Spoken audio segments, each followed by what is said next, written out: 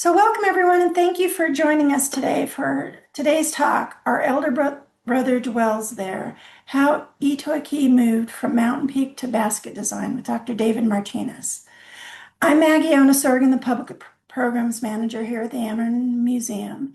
And as always, before we begin our program, we would like to acknowledge that the Amerind is located in southern Arizona on lands where the Otham, Hopi, Zuni, Yoemi, and Apache families lived for untold generations and whose wisdom and traditions live on today in vibrant communities. We're very grateful for what all of these communities rich in history have to teach us. We would also like to thank our members and donors, as well as the Arizona Historical Society, who in part enable the Amerind to provide these free online programs and to fulfill Amerind's mission to foster and promote the knowledge and understanding of the Native peoples of the Americas through research, education, conservation, and community engagement. To learn how you can assist the Amerind in supporting its mission and programs by becoming a member or donor, please visit amerind.org. Our next online talk, Life on the Edge of the Mimbres Region, Powers Ranch as a Mimbres Site, with Doctors Patricia Gilman and Mary Weisenhunt, will be on Thursday, March 12th at noon. The registration site should be up later today on our website. We also have some on-site events to mention. Starting tomorrow, we have a Mata Ortiz show and sale, which starts tomorrow and runs through Sunday from 10 to 4 each day. We will be hosting the award-winning potters from the Gallegos and Bugarini families. And they have just returned from a tour representing Mexico through Europe and the Middle East. And they will be doing demonstrations and possibly a live firing, weather permitting. We will be having a talk each day with Ron Bridgman at 1 o'clock to go along with this show, as well as a book signing with Charmaine Samuelson. Again, this is Friday through Sunday this weekend. Then on February 21st, we will have a free exhibit celebration and artist talk with the Raíces de Alegría Roots of Joy show, now up in our art gallery.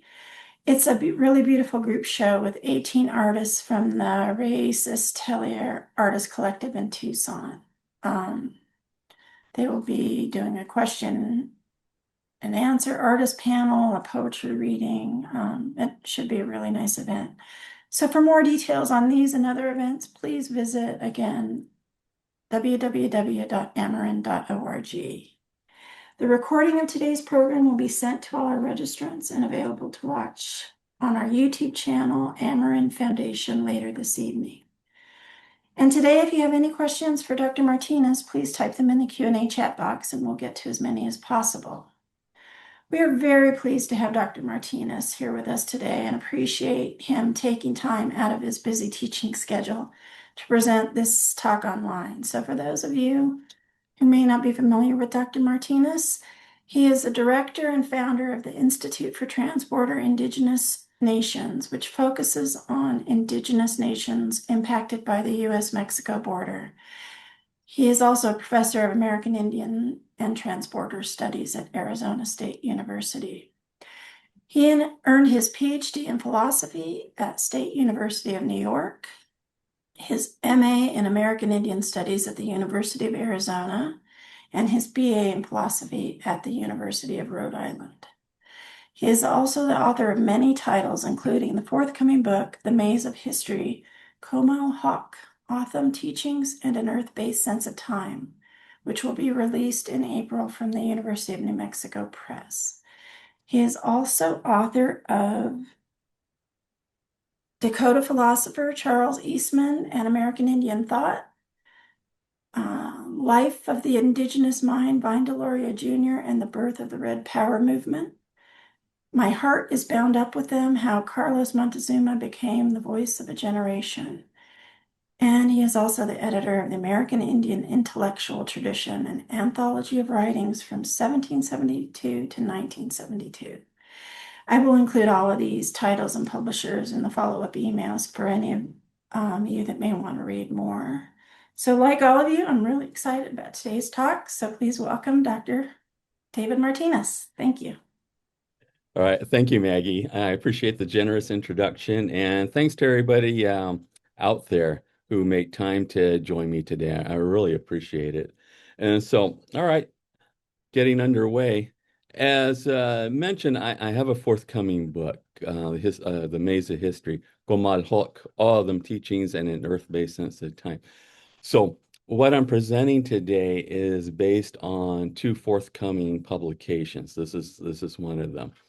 And so, in the case of this volume, what I'm presenting is going to appear as Chapter 7, which bears a different title from the one that's titling my talk today. As Chapter 7, I've titled it Elder Brother Still Dwells Here, Itoiki as a Symbol of Renewal. And so, Komal, in case you're not familiar with him, his name is translated usually as thin leather, sometimes thin buckskin. He was a Makai, a medicine maker or medicine person, um, who worked with some anthropologists at the turn of the 20th century. Most importantly, Frank Russell, who did the Bureau of American Ethnology report on us, and Jesse Walter Fuchs, a very famous archaeologist. So thin leather is going to be a recurring part of today's talk as well. And so I hope you take an interest in this volume when it comes out. My publisher is going to release it in three different editions, so a very affordable paperback, hardback, which is library edition, and an ebook. So, with respect to what I'm presenting today, the original version of my my discourse on Nitoi Ki was presented at this conference here, so the 2020 Southwest Symposium. So it's an archaeological conference. So I'm not an archaeologist. I'm a historian, and I'm Akimel myself. And so the reason I did this conference is because a colleague of mine, J. Brett Hill, he's the author of From Huagam to Hohokam, which is a history of Hohokam archaeology. He's an Anglo-Ghanaian archaeologist out in Arkansas, Hendrix College, I believe so. So anyway, I had written an afterword for his book, which led him to inviting me to be on a panel at this event. You'll notice the dates of the conference itself in the right-hand image was right before the pandemic hit. As a matter of fact, if I remember correctly, the first COVID victim in Maricopa County was a participant at this conference. So we were cutting it pretty close. Nonetheless, we all survived that event, thankfully. And in my case, I took that paper and eventually developed it into the book chapter that I just mentioned.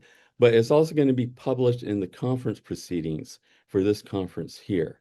And so that's gone to the printer. I don't know when it's going to come out. I do know that the University Press of Colorado is going to be our publisher. And so hopefully later this year, maybe next year, it's hard to tell. Suffice it to say, this is going to add to the scholarship that I'm publishing in the Maze of History. So, all right. Regarding Itoiki, now this is probably one of the most recognized symbols coming out of the Autodom communities, and it's a popular design motif. You see it everywhere. I mean, literally everywhere, wherever it's possible to imprint this design. You know, regarding all of them, you will see it appear. So we have some wall art, we have a bracelet. We have the Salt River Pima Maricopa Indian Community seal, and we have a basket. I've seen people tattoo this design on their bodies. They put it into their artwork, so easel art, wall art. Um, what else? Weavings, you name it. As a matter of fact, if you didn't know any better, you probably think that the all of them only have this one design. It's how much that we use it. And it's used a lot, I would say, for two reasons. One, it is popular. People feel that they know this symbol, so it's a familiar sight. But also, I would say, from the point of view of our community, that this design, this image, has what I would call it an archetypal status. Whenever we see this image, we recognize it as ours. You know, we know who the man in the May is. That's Ithoi. That's our older brother. And the Mays we recognize as evoking our Hindak, you know, our way of doing things. So this is a very poignant expression of who we are. You know, it's not just I guess you could say a commercial representation of us. You know, it's a very deep cultural expression. So its role, you know, in our community and our history is going to be significant. But as a basket design, if you're acquainted with all the weaving, then you know that the Man in the Maze design is only one of several designs that our basket weavers have created and are creating today. And so I have here an image that Edward S. Curtis took back in the day, as they say. Um, no particular reason for referencing Curtis other than the fact that I think this image is quite beautiful. And it's a lovely representation of our basket weaving tradition. Also, you know, you have a good sampling of the different type of designs that we created as a people. And so as a unique part of the basket weaving tradition, I'm going to try to impress upon you that the Itoiki design is not only culturally meaningful, but it's also historically important. It emerged at a critical time in our history. In particular, it emerged during the time of famine when we were going through a very serious water crisis. And if you're from the community, you know, especially the Akimel community, you know what I'm talking about. So I want to point out regarding the basket weaving tradition itself. Um, Scholars will divide the designs into different categories. I'm drawing this list from a book published in 1923 by J.F. Brazil. And so his work has historic value as well. He is not the statement on all of them baskets. We can all of them people can explain themselves the significance of our basket weaving tradition. But Brazil's book is important in the published literature about our basket weaving tradition. And so, in his opinion, you can divide Pima baskets into these categories here. So squash blossom, turtle shell, whirlwind, stars, shields, the swastika, coyote footprints, flowers, butterfly wings. Now, if you read this literature that I'm referring to, you may be aware that other people have other terms for defining these categories. But importantly, I want you to notice that the man in the maze, Itoki, is not on this list.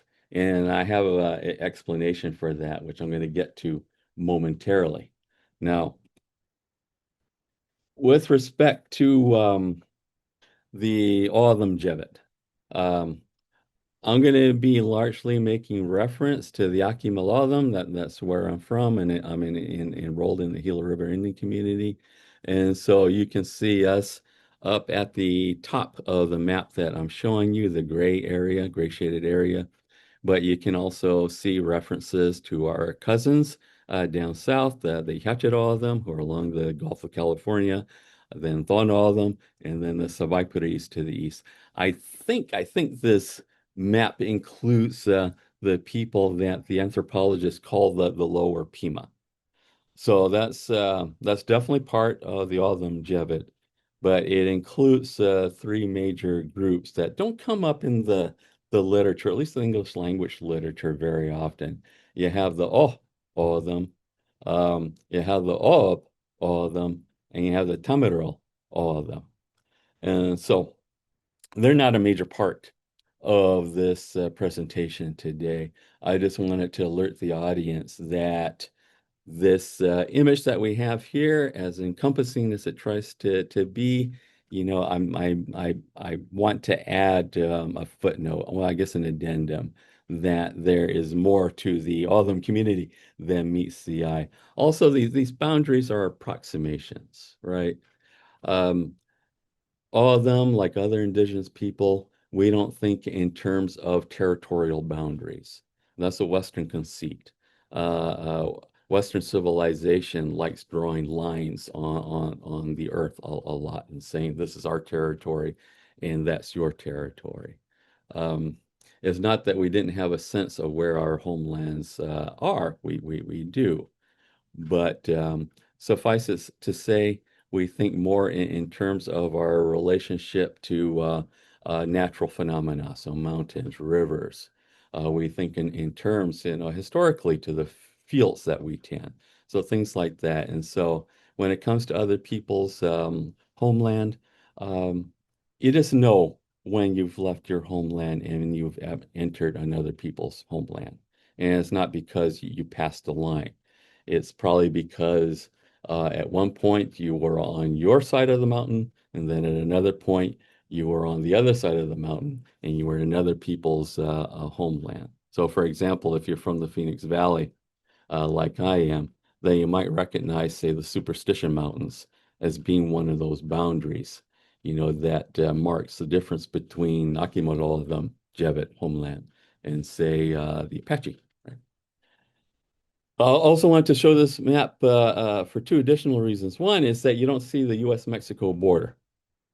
And so I think that's an important feature or an important admission, which isn't to say I'm criticizing this map, but rather I'm emphasizing, what I'm trying to highlight is that the way we think about the land, the way we think about our Jevit, the way we think about Itoiki, Itoi, and our basket weaving tradition is that it exists in spaces that don't have that border. When we think about our Jevit, there is no border, right? And so that's how I hope that we'll think about what I'm presenting today, that this Itoiki design belongs to us all. And it does. I mean, as I'm going to hopefully show you, when this design emerged, it emerged everywhere.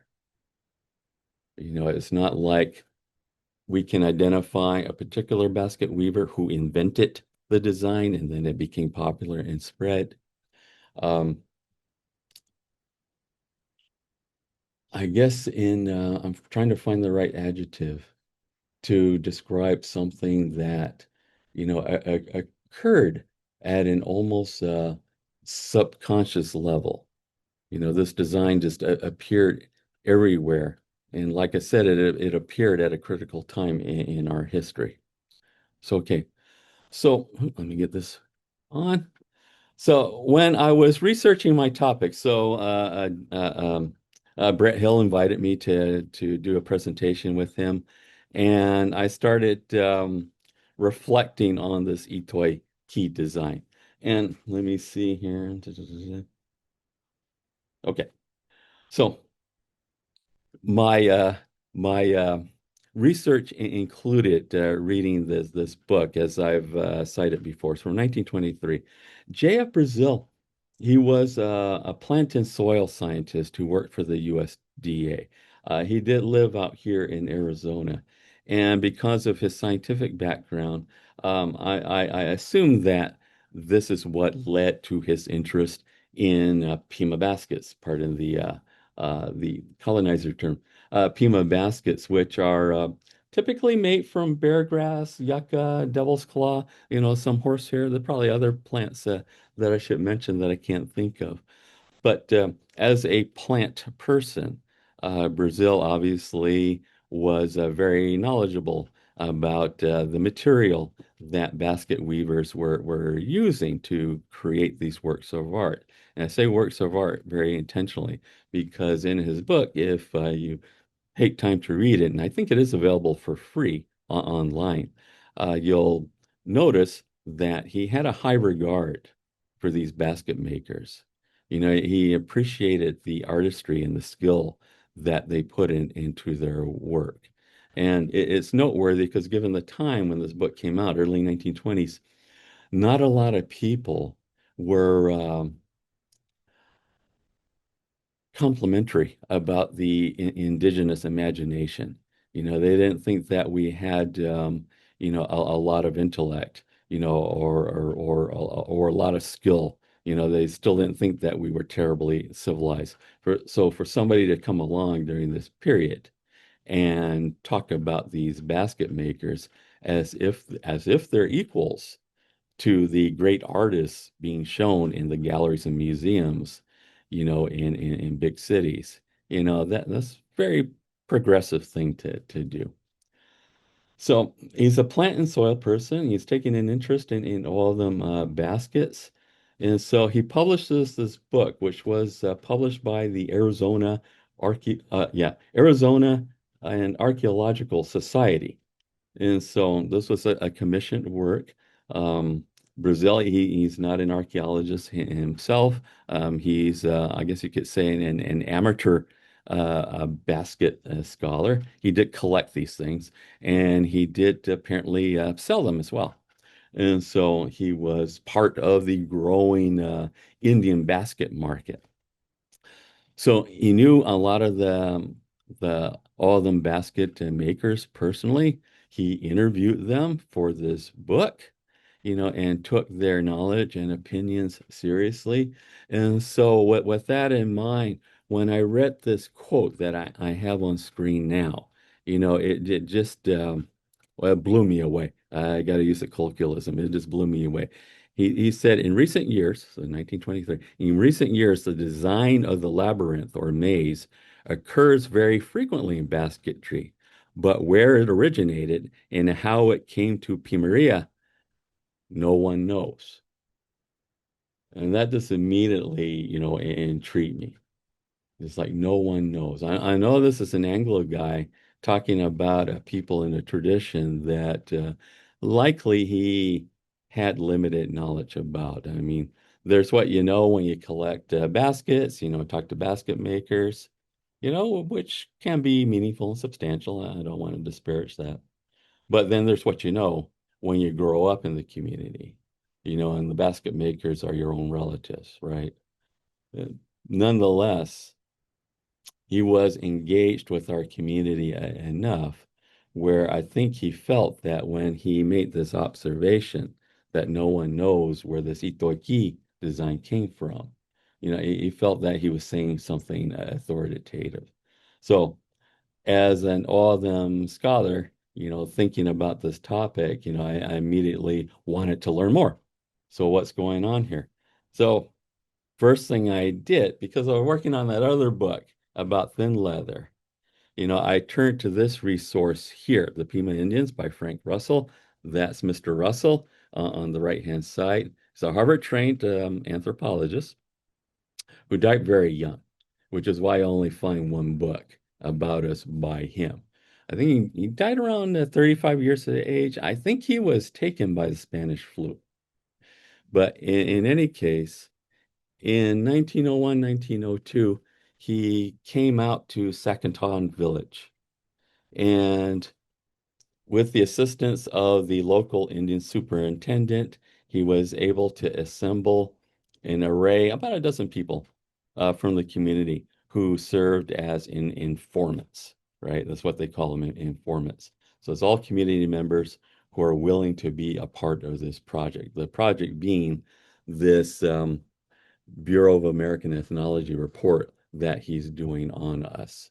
And so he's there as an ethnographer to observe the culture and society, but he's also there to inventory the material culture. So the baskets we wove, the pottery that we made, all of the tools that we made, everything that he regarded as traditional. So he very deliberately omitted any references to modern life on the reservation, which as part of the salvage anthropology tradition, they tend to want to focus on those things that they think are pre-reservation, pre-colonization, because in their minds they're trying to salvage, they're trying to preserve the pure culture, right?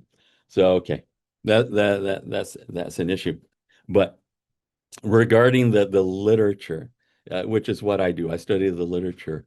This is an important resource because one of the things that Frank Russell did, and here's an example, is that he took a lot of pictures of everything. It was typical of this kind of report. And so many of us are familiar with this book and what it contains. And so it's still a very important resource for understanding or researching the times in which we lived, on the Pima reservations. So very early 1900s. So I took a lot of pictures of all of them baskets. And this is only three of the plates. I forget how many. I think this is at least 3 dozen plates of baskets of all different types, shapes, sizes, and designs. Now, a thing about this book, like I said, he came out here in 1901, 1902. J.F. Brazil's book was published in 1923. So it's a difference of a generation. The BAE report was published as a book in 1908. So what I'm trying to emphasize is that what we're looking at here is a snapshot of Pima basket making, circa 1901 to 1908. And so what's important to note is that not one of these baskets exhibits the Itoiki design, that familiar maze. It is not here. You see elements of that design all over the place. In the middle panel, right there in the very middle picture, you see those two baskets with human beings side by side. That's done in the same style as the man in the maze. Man, it is done. And of course, there are geometric and even maze-like elements, all over all of them baskets. But not once do you see the Itoi design itself. So let's see where I'm at here. And so, that begs the question, at least it begs the question in my mind is, well, when did this design start appearing? Once again, I'm looking at the literature, for evidence of when the Itoi key design started appearing and becoming a thing, as we say. And so getting back to my original resource here, that set me on this path, J.F. Brazil's book. Similar to Frank Russell, Brazil took a lot of pictures. And he has pictures of several of the basket makers that he interviewed, that he did business with. And so one of these is a woman named Emma Newman. Emma Newman was from Komal village, so in District 6, for those of you who know the Gila River Reservation. Unfortunately, he didn't get a picture of her. I believe that's her hand holding up the basket on the right. Both baskets are made by her, right? And so obviously on the left, we have the Itoi key design. So this is a picture from 1923 when the book was published. It's the only example of the Itoi key design in this particular book. And so the way that Brazil categorizes, he had a separate category that I think he called miscellaneous. And so it was for those designs like this one that didn't fit into, I guess you could call them the conventional designs that I showed you earlier. And so it's on this basis, it doesn't fit into the standard categories, and it is unique. It is an innovation that led Brazil to make this claim, that this is a design that is coming up recently, frequently, and most importantly, it seems to be younger basket makers that are weaving this into their baskets. And so I think that just adds to his assumption, his notion that this is a modern design, which isn't to say that it isn't still traditional. I'll explain the paradox in a moment. But it is something that I think in Brazil's mind is a product of the basket weaver's artistic imagination. Remember, he regarded these women as being true artists, and artists create. They imagine new things, they come up with new images even if they're deriving those new images from something very old or even ancient, which is the case in the Itoiki design. This design and the oral tradition behind it is definitely connected to our hymnody, is definitely connected to oral tradition that has been our teaching since time immemorial. Right? Okay, now, eh,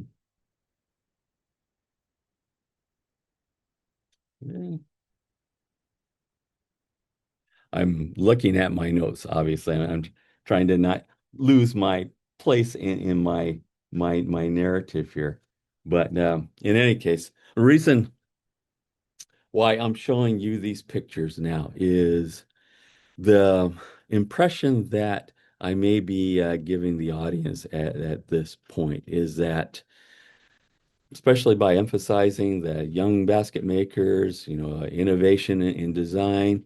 Also, this is part of the Indian basket art market, which is a growing phenomenon in our community. It's a growing phenomenon in Native communities all over the country. Indian arts and crafts is becoming or has become a major industry, among reservation Indians everywhere, my community included. So I might be giving you the impression that what we're talking about here, is an innovation, is a product of that Indian basket marketplace. Because obviously, if you're talking marketplace, you're talking about competition, and you're talking about people coming up with new designs, new products, for the sake of conquering, a bigger part of the market. Yeah, that's not what I want to impress upon you. It's definitely a part of our reality now. Don't get me wrong. Don't get me wrong. But I want to disrupt that very capitalist discourse and introduce to you two people that are abundantly important to me, not only as an all of them, but also as an all of them scholar. As I said, I analyze and I write about the literature that's out there about us. So two important sources, regarding my story about this basket design, Itoiki, are Komal, Thin Leather, and Anamor Shah. In the case of Komal, one of his most important contributions, probably the most important part of his legacy, is that in that book by Frank Russell that I showed you a couple of minutes ago, Thin Leather recorded our origin narrative, so our creation story. He would do this again with another researcher, J. William Lloyd, who was an amateur writer and folklorist.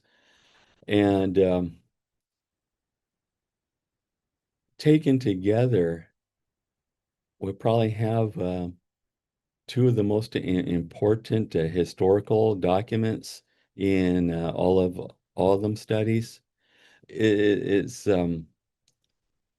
important because Kolmakok was part of a generation that was likely the last generation to know the whole all of them creation narrative in all of them. There are a lot of people in, and if there's anyone out there more knowledgeable about this than me, I hope they speak up during the Q&A. But according to my own personal experience, according to the research that I've done, knowledge about the creation story, the Oldham creation story, it's definitely out there. It's definitely out there. But when it comes to somebody who possesses that entire narrative in the original, all of them, apparently those individuals, if they exist at all anymore in the community, are few and far between. Part of Komal's story is that the reason why, and this would be according to one of his grandnephews, the reason why he wanted to share this story with these two white men, Frank Russell and J. William Lloyd, is because there wasn't anybody in his life, no young person, who was willing or able to learn the creation story like he did. And so I guess that included the grandnephew. For whatever reason, Colmac Hogg was in a situation where he felt like these traditions were in danger of being lost. So I guess he felt, intuitively, maybe he had a dream about this. He wanted to share these stories, and as one of his descendants, I certainly appreciate him doing this. I wouldn't be able to do what I'm doing today if not for him, right? In the case of Anna Moore Shaw, she came along much later. I should point out, Comal Hogg was born maybe around 1825. And in the case of Anna Moore Shaw, she was born around 1898. So almost a century difference between them. Nonetheless, her work is important because she's well, she's one of the icons of the all of them intellectual tradition. She published books. She published only two books, but they're as important to us as is Colmac Hogg's publication, in those anthropology books. So, give me a moment.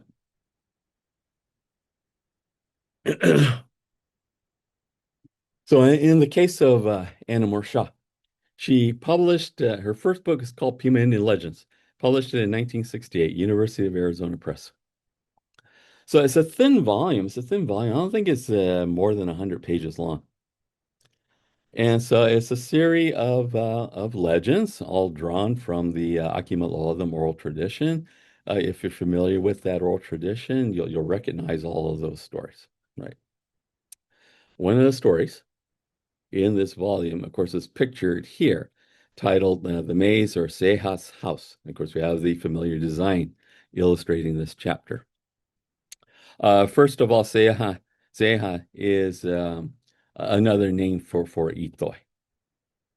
Um, according to some, Seha is the name that's used up here in Akimel country, and Itoy is the name that's used for the south in Thornhalden country. I keep saying Itoy because that's what I grew up hearing, and so I'm not making any statement about which is correct, and Itoy is just more common for me. Okay, that's one thing. Other thing is that this story here is the story about that maze design that's illustrated. And not only that, this is the only place that I know of where this story is told, which is not to say that it's not an authentic part of our oral tradition. However, this happened. This was the only time in which this story was recorded. It's not recorded in the oral tradition that Thin Leather shared with Frank Russell and J. William Lloyd. And Thin Leather shared a great deal above and beyond the creation story, right? So that this, I guess you could say the plot thickens, if you will. So we have a design, basket design, that is not appearing in Frank Russell's book. And we have a story, oral tradition that goes with that basket design that is also not in Frank Russell's book. So in any case, the story here, I'll try to be succinct. Um, Anamor Shaw says that Seha's house is in South Mountain, so Muhadag Doak, so Greasy Mountain. According to her story, the home that elder brother had in the Greasy Mountains, South Mountain, was a maze-like structure. It says that every morning he would look eastward. He would look eastward every morning, and then one morning he saw the enemy approaching. Interestingly, Shaw doesn't say which enemy is approaching. It could be Apache, our historic rivals. It could be the Americans, the Spanish. Could be all of them. Could be somebody else. The enemy is not named. In any case, the enemy is coming towards that mountain, so coming towards Elder Brother's house. So what Elder Brother does, according to the story, is he retreats into the center of the maze. And he waits there. Well, he sits there. And so what happens next is that eventually the enemy finds the entrance to his home, and they immediately become afraid because the entrance to his home, well, it's a cave, right? The entrance to his home looks like the mouth to a giant creature. But they're there to slay their rival, Itoy. So he stays in the center of that maze. According to the story, the enemy enters Itoy's home, maze-like home anyway. Um, it's dark in there, and so they start wandering around, getting lost. They start to panic, and they start to in their panic, they start slaying each other. And so it's only a matter of time because before the enemy has all slaughtered each other, and there's nobody left. And so that's how Elder Brother, according to the story, prevails over his adversaries. So the way that Anna Morshaw concludes the story is she points out that this symbol is a symbol of life, which is full of dead ends, obstacles, challenges, but happy is the person who rises to the top. And so that this story and that interpretation um, is the story that you will hear people tell, all over the all of them, Jevon, including that interpretation. I think I've heard other people derive other meaning from this symbol over time, and that's not surprising. I mean, any cultural symbol, especially that has a lot of secret power behind it, is going to affect people in different ways. They're going to draw different meanings out of this, the meaning that they need. But well, once again, regarding the literature, uh, this story is the one that is always cited whenever anybody wants to try to explain that symbol. And so I've seen this book cited in a number of archaeology books and papers, as well as history books, and I cite it all the time. All right. So regarding Komal, so what does he add to the the discourse here. Well, in the case of Komal, as I pointed out, he recorded our creation myth, in this book by Frank Russell. And so what's important to note is that when it comes to Ithoi, the whole creation narrative is ultimately about Ithoi, how he came into existence, how he helped the people create their canal-based civilization. It's also about how he cleansed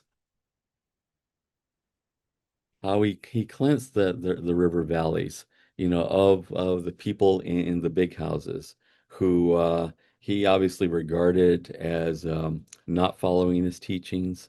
And so there's this epic narrative about Itoi bringing an army from the east, and conquering the big houses along the Gila River up into Salt River, and cleansing the land, the Sisyphon, the chief priests, and then eventually the people that would be the descendants of the survivors of that event, would reclaim the land, and establish the all of them himdag, the culture, the roundhouse, the old ski culture, that we have today.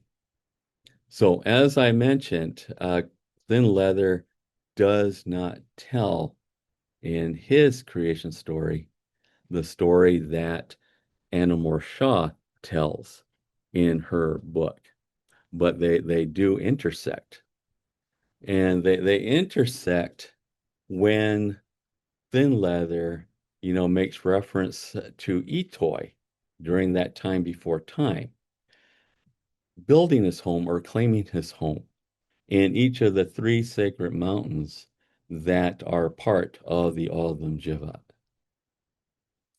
And so in the case of Chukdoag, Black Mountain, Sierra Pinacate, so it's down in Mexico, close to Puerto Penasco, and it's in the center. It's the I guess the sacred center of the Hia-Ced, all of them homeland. So according to our creation story, um, after Ithoi cleansed the land with the flood, or rather, after Jevet Mackay cleansed the land with a flood.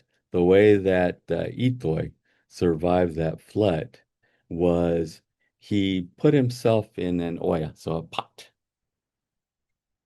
and the flood hit, and Ithoi, he was carried along by the waves, and the story says that his oya landed on top of this peak pictured here. And so, according to oral tradition, that that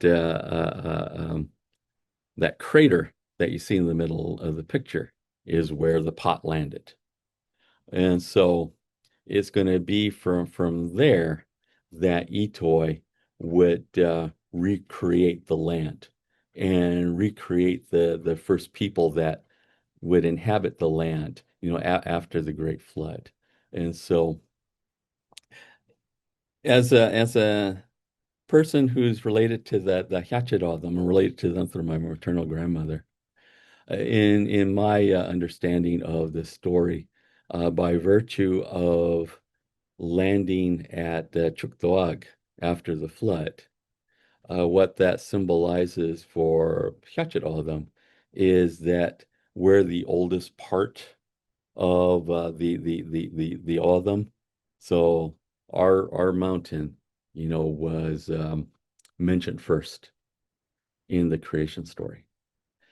With respect to the other two mountains, Itoi would claim a home in Vavkivut, Baba Kivri Peak, as well as Muhadag Doag, Greasy Mountain.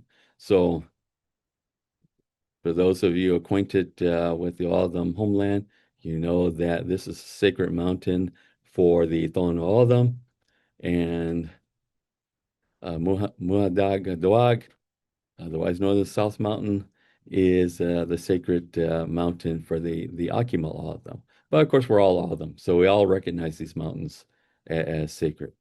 So, with respect to these two mountains that I'm showing you now, Ithoi claimed his home in Babakiveri Peak after he helped the people slay a cannibal monster, a hog. A hog was, I guess, had claws. She had claws, and she could fly, and she had an appetite for human flesh. So it was a very serious threat to the people.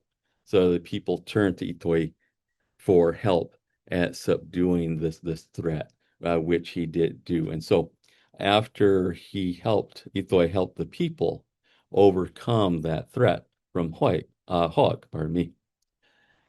He then, according to the story, made his home up in Babakiri Peak. Now, it's at this point in the creation story where Itoi is going to set about bringing down the big houses. So he's regarded in the story as causing a lot of social unrest.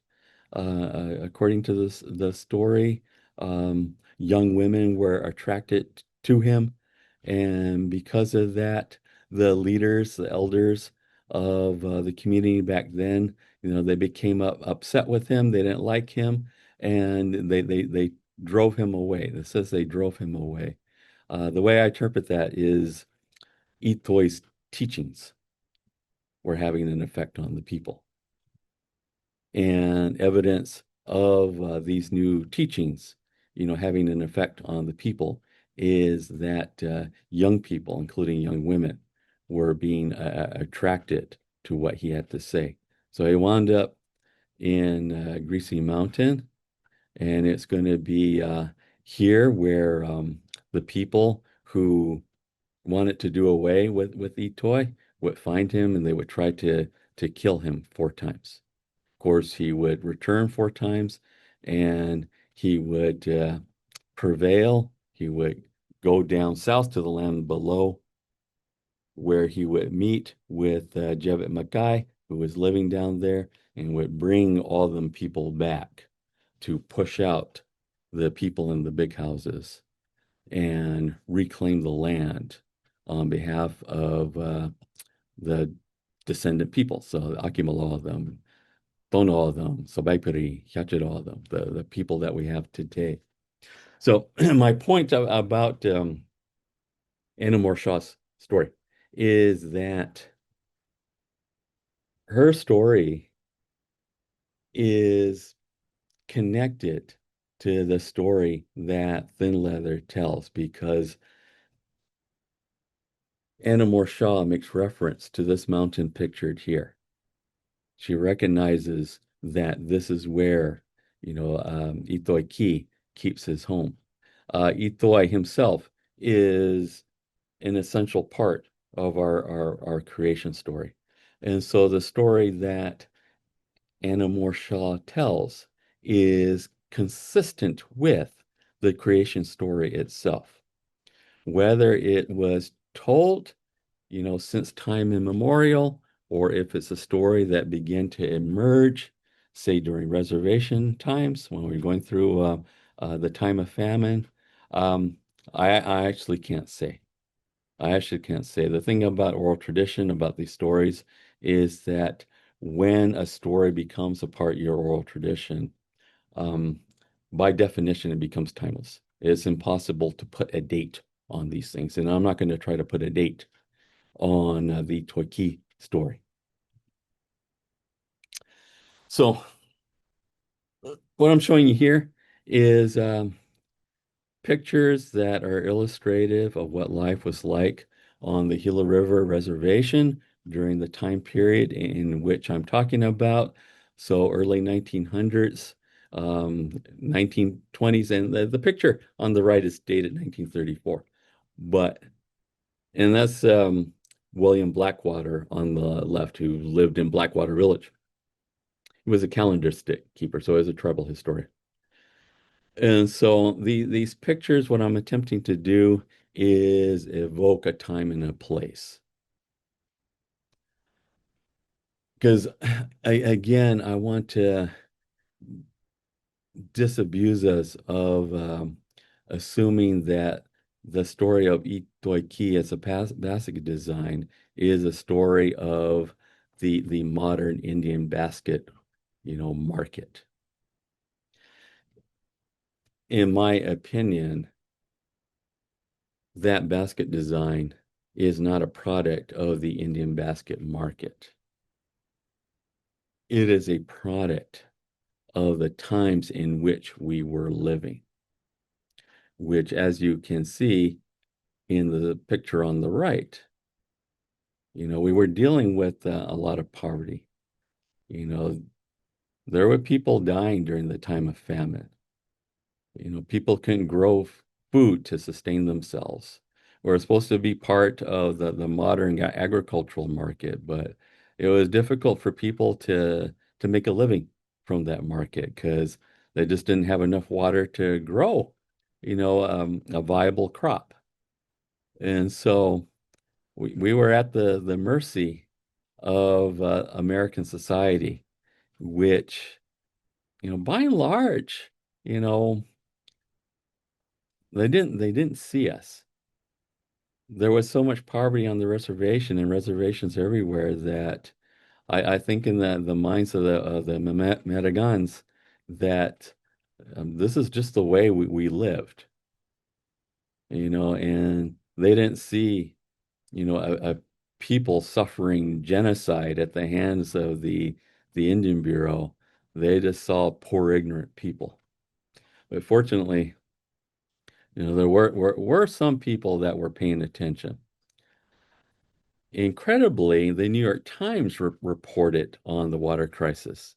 I forget the forget the date on this article, but the whole story is contained in that upper left box. So it's July 14th. And so it did let New York Times readers know that there was a famine going on, on the Pima Reservation. It says, let me read it for us. The prolonged drought, probably unprecedented in the history of this portion of Arizona, has greatly augmented the sufferings of the famine-stricken Pima Indians on the Sacaton Reservation.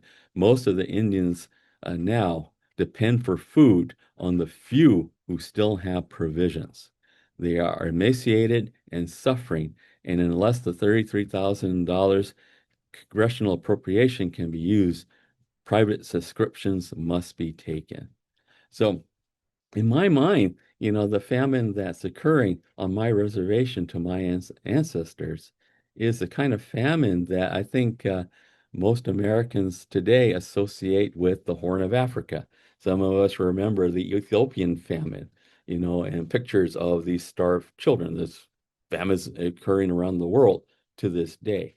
So if you have a picture in your head of those other famines, I would say that you have a picture or a basis to picture the famine that was occurring here. And in the case of the article on the right, there was an appeal from the Indian Rights Association, to do something about this Congress. So there were allies that were organizing to try to address this very desperate situation. Help would arrive very slowly, naturally. Help would slowly arrive, but suffice it to say, the effect on the community was devastating at all levels. Obviously, there was the threat of imminent death. There was hunger, but also the famine, affected the culture. And so people stopped doing things like the cactus harvest. They stopped doing things like their rain ceremony. You know, I think that medicine people, were stressed and overextended. There was only so much or very little that they could do for the people. Starvation is starvation, and what you need is sustenance. And so a lot of people, I think, were feeling hopeless. And it's in those circumstances where somebody like Thin Leather, couldn't find a descendant, to learn the creation story. But it was also a situation where people on the reservation had to do what they could to survive. And one of those options for survival was weaving baskets for the Indian arts and crafts market. So for better or for worse, white tourists took an interest in Pima baskets. And lucky for us that they did, because oftentimes this was the only income that families could depend on. There was farming, but farming, was stressed, not a lot of water. Which isn't to say that Pima basket making was robust. Remember, this famine is occurring because the whites took our river from us, and the river is what nourishes the plants from which these baskets are made. So we're in this desperate situation, but all of them women were able to weave enough baskets nonetheless, where they could earn some income from doing this. So they basically had to commercialize our culture in order to survive. So it's wise women like these, who saved us, I would say. Not only in terms of finding a way to make a living, as meager as it was, but also spiritually, because one of the ways that all of them women came up with their basket design. Well, there's two ways. One is that, of course, they learned from their elders, and those elders included the hug. There's a lot of basket weavers that say that they derive their designs from the hug, so like pottery shards, things like that. But also, they say that oftentimes they'll dream a design into existence. And that's probably the most important component in the story that I'm trying to tell today. Because of the desperate situation that we were in as a community, of course, poverty was afflicting all of them on both sides of the border. At some point, someone or some group of all of them women, basket weavers, dreamed that design into existence. And it just immediately spread everywhere. I don't know of all of them anywhere who do not recognize that design and regard it as their own. And the design, I mean, that's Itoy returning to save the people. And that's Itoy returning to remind us of his teachings, to remind us of our himdak. And I think we know we need that, and that's why that design is everywhere. And as a matter of speaking, that design, that dream lives on today. On the left is a painting by Mike Chiago, and on the right is a mural painted by Thomas Breeze Marcus. Both of them, all of them, you know, both of them contributing to the Itoy, tradition today. So it lives on, and it's a symbol of our resilience, of our himdag, and of our future as all of them people. That's all I have to say. Thank you so much. Thank you, Dr. Martinez. We do have some questions, let me say. So one from Kirk. Can you also talk about how this image is also found all over Europe, especially in churches and cathedrals in France, Spain, Italy, Germany, as well as Norway, Ireland, and Iceland? That came up in my research. The dominant theory for the maze design, so the labyrinth, appearing in all of them culture is, and this is according to people like Jesse Walter Fuchs, that labyrinth was originated in ancient Greece and somehow through cultural diffusion spread across Europe and into the Americas. Obviously, all of them reject that theory. If you want to know why the labyrinth appears in European culture and civilization, I think my response as an indigenous person is that, well, look to your own oral tradition for that origin. You obviously have your own story and your own explanations, which is just as valid as ours for how that appeared. Another one from the labyrinth image is many centuries old and can even be found in ancient Crete with the Minotaur and Eridan's thread. Let's see. Ariadne's threat. Yeah. Where can we read the creation story? You've answered that one. Hmm. Um, One from Kurt. Because priests, many from Germany who are in the service of Spain and who are very familiar with the labyrinth design built into the floor of the cathedral, even from 1200 AD. Some believe that this labyrinth image was brought in present-day Arizona and used as a colonizing tool to suppress and overpower indigenous belief systems and to demonstrate the superior power of their white god. This image only appears in a small number of places in Arizona and one in the Arroyo Hondo in New Mexico, but nowhere else in the West. One question is why?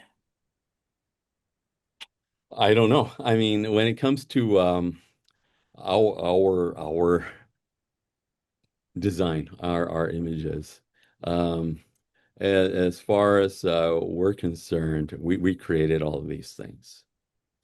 Whether or not, because there was trade that existed between tribes, going back time immemorial, and so going all the way back to the Hugam era. And so it is possible that design elements, would spread from place to place. Um, but it is common that among indigenous peoples, there are certain designs that, as far as their oral tradition is concerned, originated with them. With respect to the colonizers are always going to tell their own story, and they're always going to claim that their civilization is either superior or was in some way historically older.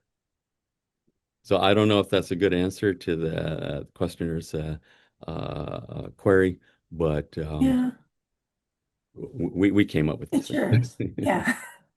So one from Jaden. I'm curious, since the Spanish had contact with the Otham first, were there any Spanish documentation or sources you researched? Also, does the direction of the man in the maze make a difference or the placement of the figure? I've seen baskets with the figure at the bottom.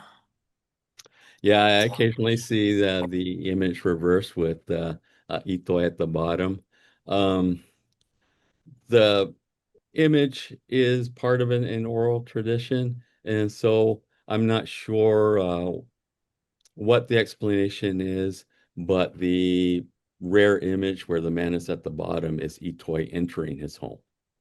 Okay.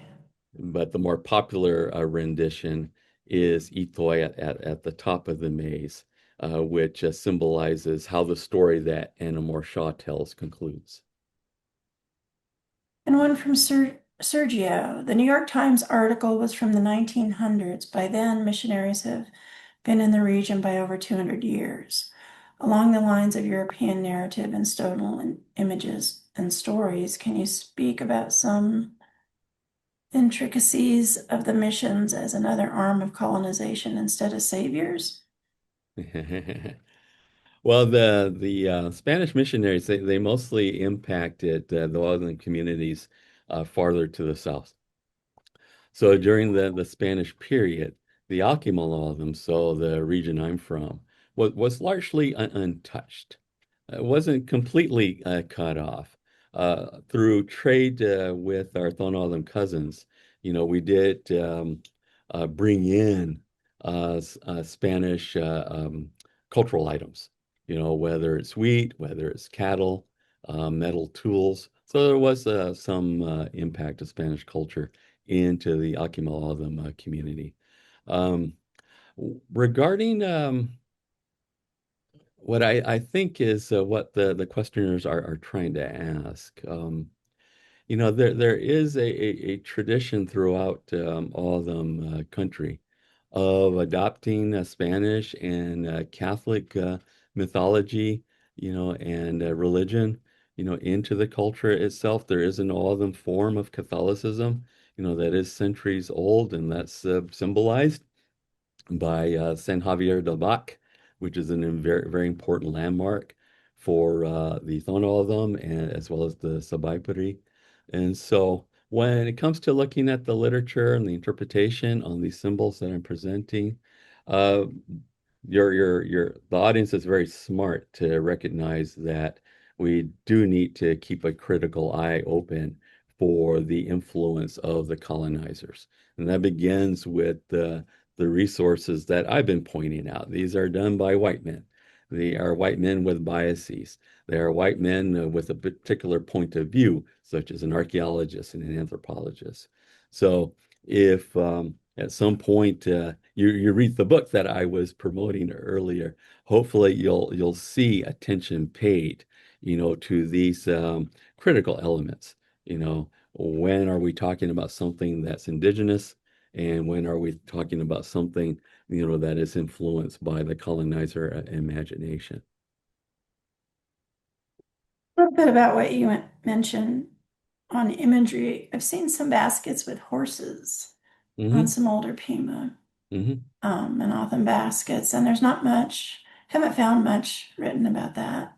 Was that just kind of a record, or are there oral histories to those?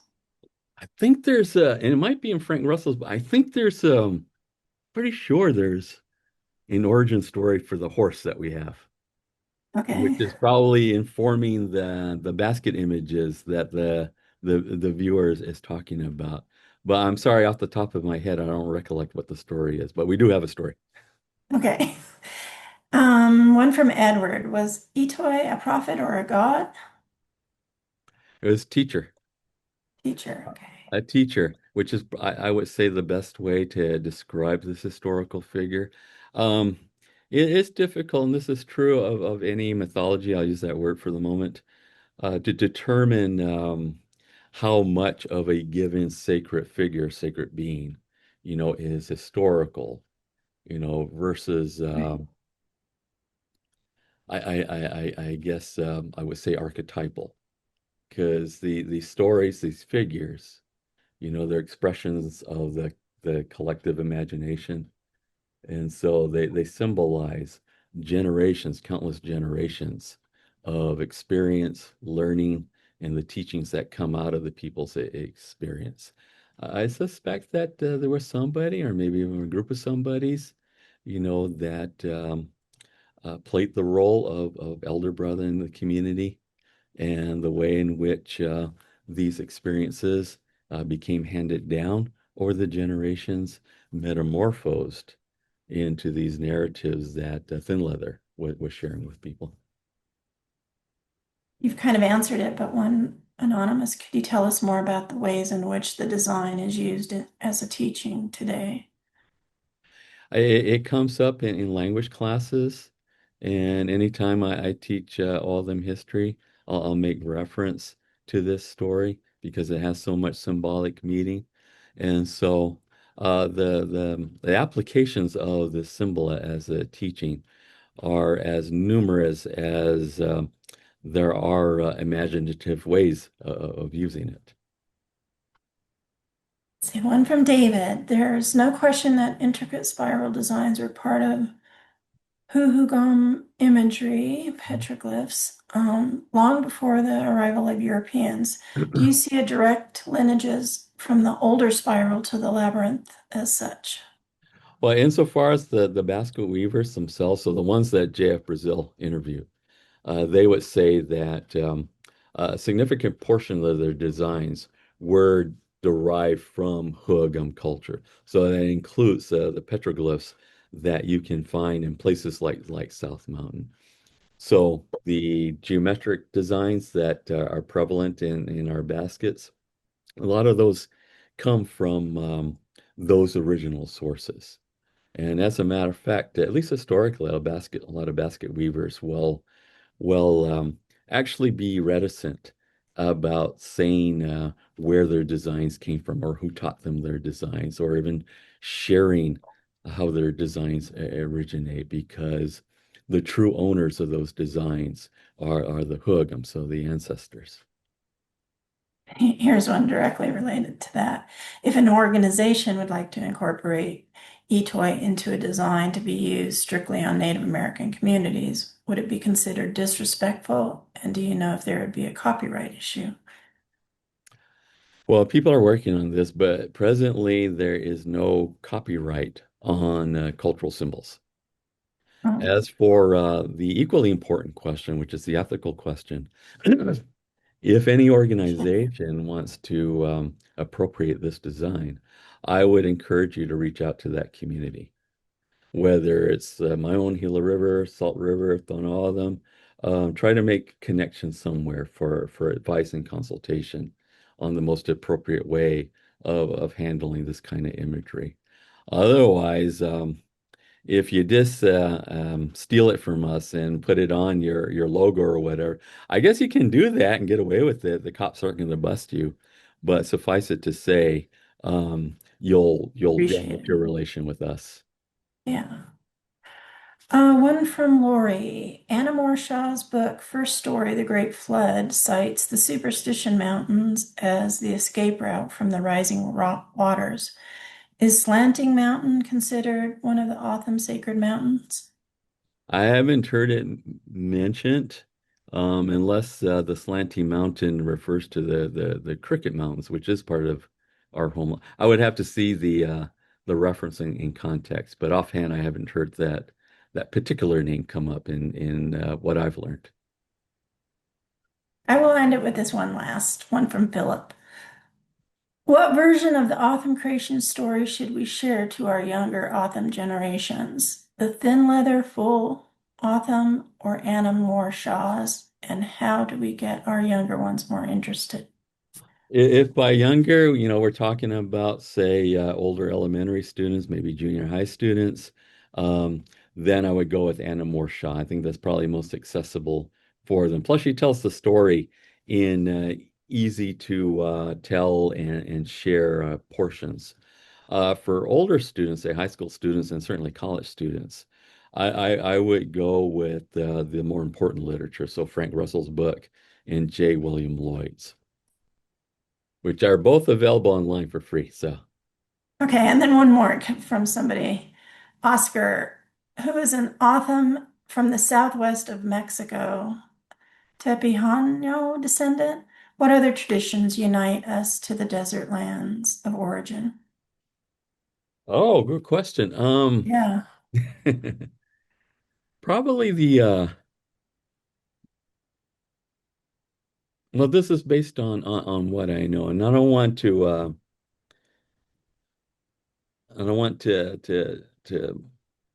assume that I have comprehensive knowledge of all them culture. I know quite a bit, but I'm humble enough to acknowledge that there are gaps in my knowledge.